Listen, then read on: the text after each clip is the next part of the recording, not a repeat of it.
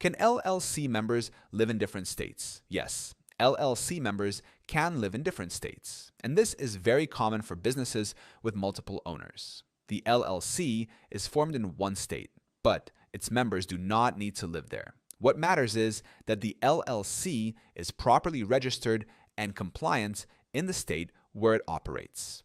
Owners can manage or contribute from anywhere in the country.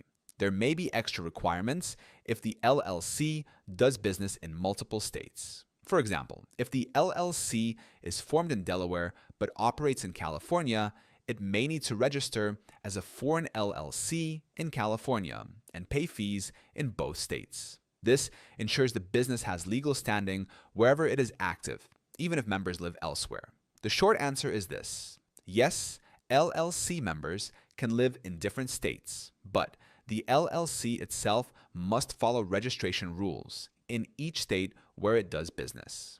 Zen Business can help you form your LLC and handle foreign registrations, so you stay compliant no matter where your members live. And if you want a step-by-step breakdown of LLC basics, you can also download my free guide on how to set up an LLC.